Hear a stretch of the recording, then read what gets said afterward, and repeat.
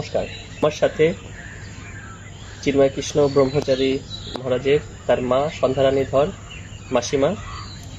তো মাসিমাকে আমি বলবো যে মাসিমা, আপনার সাথে আপনি তো এর আগে দেখা করে গেছি অনেকবারই, এবং আপনার ভালো মন্দ আমি জানি যে আপনার মন খুব খারাপ, এবং আপনার দিকে দেখে আমি বুঝতে পারছি যে আপনার পুরো মুখ পুরো কালো হয়ে গেছে, এবং বোঝা যাচ্ছে মানে যে আপনার যে মন খুবই খারাপ, যে মুখে কেমন ছোপ ছোপ হয়ে গেছে, এবং আপনি মানে মন খারাপ, আপনি মলিন বস্ত্র পরে আছেন। সব কিছু মিলে যে এই আপনি চিন্ময়বাবুর সাথে দেখা হয়েছে কয়েকবার, 2-3 বার।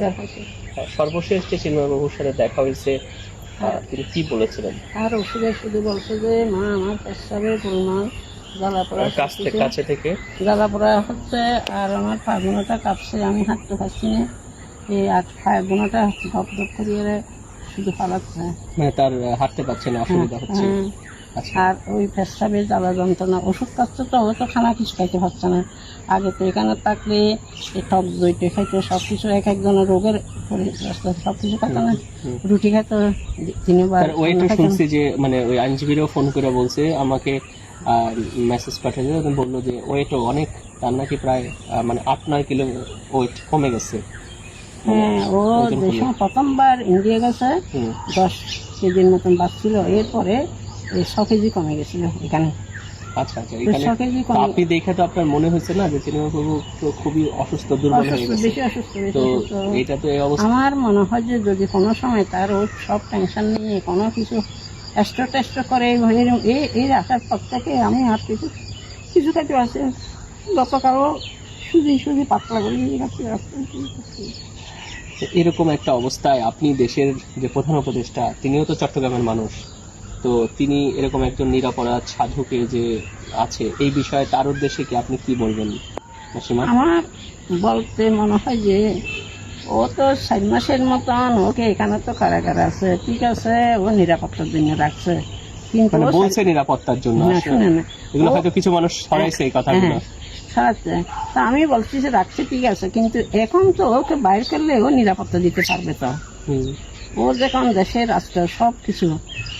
চিন্ময়বাবু আমাদের সনাতন ধর্মের একজন অগ্রগামী সাধু, তার নিরাপত্তা আমরা সনাতন ধর্মাবলম্বী দিতে পারবো, তার নিরাপত্তা জেলে রেখে দেওয়ার প্রয়োজন নেই। আর জেলে থাকলে আমার মনে হয় যে আর যদি 1 মাস থাকে তাহলে ও বাঁচবে না, এখানে মারা যাবে।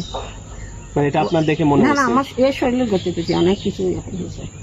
আর ও তো ওষুধ খাচ্ছে না ইন্ডিয়ার, ও ডেলি 2-4 এসে ওষুধ খায়, কিন্তু এখন ওষুধের নিয়মে তো কোনো পড়তে পারছে না এখানে। ওষুধ এখন খেতে পারছে না, ওষুধ নেওয়া যাচ্ছে না? ওষুধ আমি নিছি, আর ওখানে ওষুধ কিছুদিন ছিল না, ওরা কি ওষুধ পাঠাইছি কিন্তু দিতে দেয় না, অনেক কিছু করছে, অনেক জিনিস দিতে দেয় না।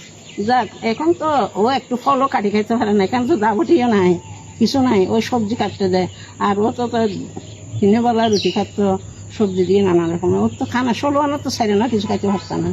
তার ওর শরীর কিভাবে টিকে থাকবে? 4 মাস হয়ে গেছে, মানে 1 সপ্তাহ না খাইলে। একে দেখে আসছে আজকে 11 দিন, আমি 11 দিনেই সবাই বলছে আমি অন্ন খাই না, 11 দিনে অন্ন খাইতাম দুপুরে, এতগুলি অন্ন খাইতাম, কিন্তু এখন তো আমি অন্ন খাইতে পারছি না। কালকে থেকে বলছি যে আমার দিনে পাতলা হলি সুজি আনবে, রুটি খাইতে ইচ্ছা হচ্ছে না, রুটি খাইতে বসলে ওর কথা মনে পড়ে সব কিছু। আর দুধ রাখি এখানে, দই বসাই, এটাকে ডাকি দিই, দুধ দই খাইতে বসলে ওর কথা মনে পড়ে। তো একটা কথা আছে, কিন্তু এখানে থাকলে তো কিছু না কিছু খাইলে তো শরীরটা একটু ভালো থাকলে তো রোগের নিরাপত্তা হতো। এখন আমার মনে হয় মাস 15 দিন থাকলে ওর এখানে এই দায় এখানে যদি কিছু হয়, সরকারের যদি দায় থাকে তাহলে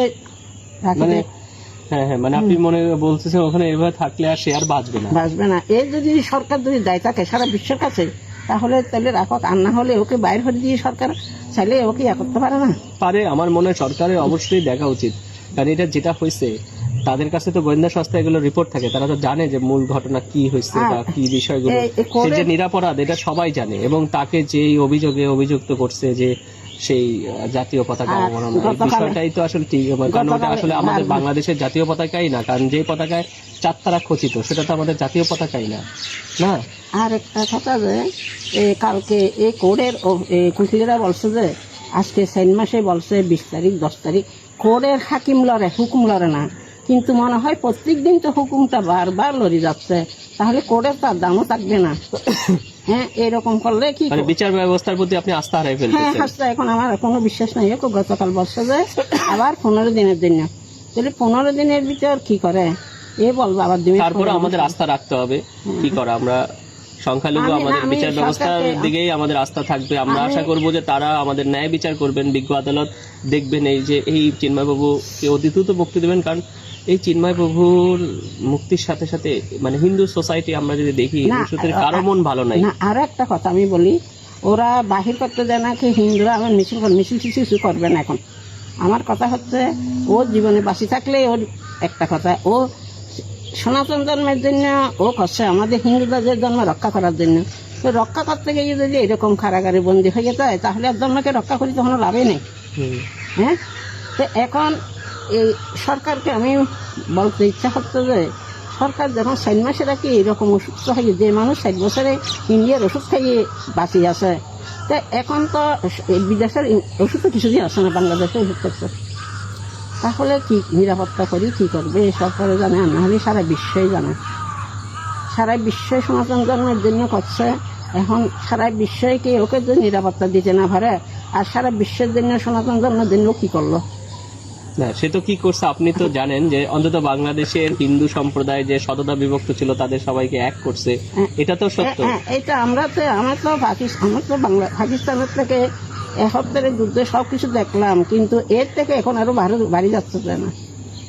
আচ্ছা, ওখানে তো করছে যে বিদেশিরা আসছে, পাঞ্জাবিরা বিদেশিরা করছে না, বিদেশিরাকে এই রাজাকাররা দেখাই দিয়ে করছে না, কিন্তু এখন তো দেখছি যে সব নিজেরা করছে, ঘরে বাড়ি গাড়ি সব কিছু অত্যাচার। তাহলে আমার দিন দিন মনটা ভাঙে যাচ্ছে যে ছেলেকে চাইয়ে আমি দিন কাটাচ্ছি।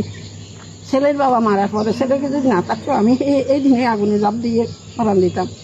আজকে যে 38 বছর 38 বছর হয়ে যায়, এই ছেলেকে চোখে দেখিয়ে যে দিন কাটছি।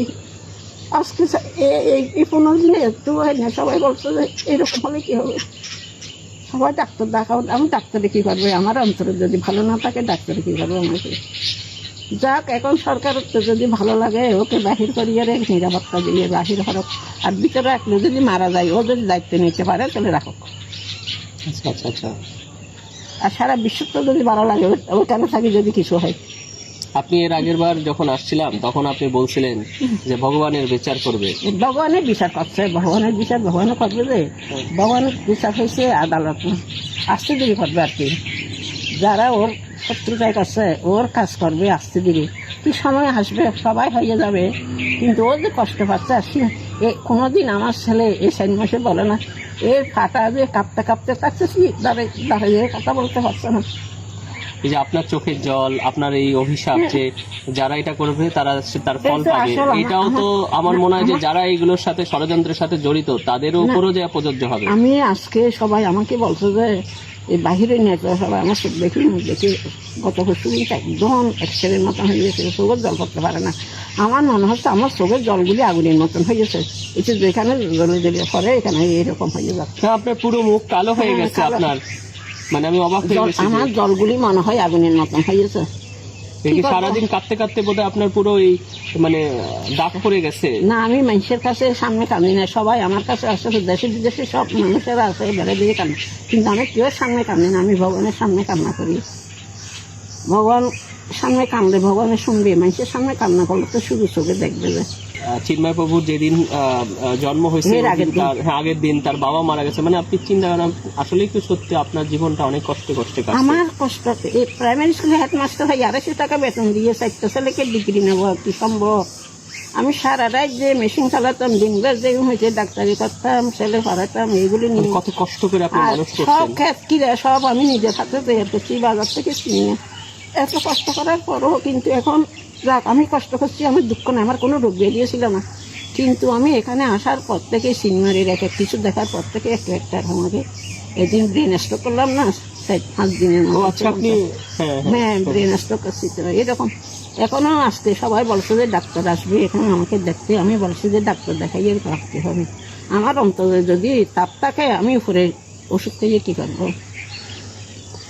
আপনি মাসিমা এই সর্বশেষ মানে আপনি দেশের যে প্রধান ডক্টর মোহাম্মদ ইউনূস ওনার কাছে, উনি তো চট্টগ্রামের মানুষ, তার কাছে আপনি কি দাবি জানাবেন? আমি দাবিটা জানাচ্ছি যে ওকে রাখিয়ে যদি ওতে ভালো লাগে, কিন্তু ওকে যদি কিছু হয় ওকে দায় নেবে, আর এখানে বাহির হলে ও দায় নেবে না। এখন একজন আমাকে বলছে যে কিছু হবে, মানে আপনি মুক্তি কামনা করছেন যে অতি দ্রুত তিনি যেন মুক্তির ব্যবস্থা নেয়। হ্যাঁ, যখন ও সরকার ও বাহিরেও নিতে পারবে, ওকে শাসন করতে রক্ষা করতে, আর ভিতরেও রক্ষা করতে হচ্ছে। কিন্তু রক্ষা করলে হবে, ভিতরে কি ও তো জ্বলে যাচ্ছে রোগে। তো কিন্তু হঠাৎ যদি স্ট্রোক করে, আমার স্বামী স্ট্রোক করে মারা গেছে, ও যদি স্ট্রোক করে আমি কি করবো? এটা সরকারের দায় থাকবে। চিন্ময় বাবুর মা যে কথাগুলো বলছে যে আমরা দেশের সরকারকে বলবো যে বিষয়টা সহৃদয়তার সাথে দেখা এবং চিন্ময় বাবুর অতি দ্রুত মুক্তির ব্যবস্থা করা। ওকে ওকে আসলে তো তাহলে তার মা যেহেতু দেখে আসছে বারবার, তিনি মৃত্যুর আশঙ্কা করছেন যে তিনি হয়তো এভাবে চললে তিনি হয়তো বেঁচেই থাকবেন না, এবং তার মাও স্ট্রোক করেছিলেন। তা আমি দেশের প্রশাসনকে অনুরোধ করব যে চিন্ময় প্রভু, শুধু চিন্ময় প্রভু না, তার সাথে আমাদের হিন্দু সম্প্রদায়ে যেহেতু টোটাল আমরা যদি দেখি, আমাদের এই চিন্ময় প্রভু গ্রেপ্তার পরবর্তী বাংলাদেশের যে, বিশেষ করে বাংলাদেশের নভেম্বর থেকে ফেব্রুয়ারি পর্যন্ত বিভিন্ন ধর্মীয় মহোৎসবগুলো হয়। এই বছর মহোৎসবগুলো একরকম হয় নাই বললেই চলে। আমি সীতাকুণ্ড চন্দ্রনাথ মেলার ক্ষেত্রে বলি যে 26 তারিখ আমি গেছি, আমি দেখলাম রাত্রেবেলা 26 তারিখ রাত্রেবেলা আমি রিক্সায় চন্দ্রনাথে ওই সীতাকুণ্ডের ওই রাস্তায় এক জায়গা থেকে আরেক জায়গায় রিক্সায় যাচ্ছি, অথচ যেখানে তিল ধারণার জায়গা থাকে না। তার মানে কোনো জায়গায় কিন্তু হিন্দুদের ওরকম ভাবে মানুষ হচ্ছে না, মানুষের মনে শান্তি নাই, মানে কারো মনে শান্তি নাই। তো এই যে সোসাইটির একটা বিশাল একটা অংশ সংখ্যালঘু সম্প্রদায়, যে তারা যে মানে তাদের মন যেভাবে মন নষ্ট হয়ে যাচ্ছে, তারা যে দুঃখিত আছে, আমি মনে করি দেশের রাষ্ট্রযন্ত্রের উচিত বিষয়টা দেখা এবং সমাধান করা। এবং তারা আশা করি বিষয়গুলো দেখবে। তিনি এই সার্বিক বিষয় নিয়ে দেশের যে প্রধান ডক্টর মোহাম্মদ ইউনূস, তার সাথেও তারও সাক্ষাৎ প্রার্থী, তিনি তার সাথে দেখা করতে চান। তিনি চান যে তার সাথে দেখা করে তিনি ডক্টর মোহাম্মদ ইউনূসকে, তিনি একজন মা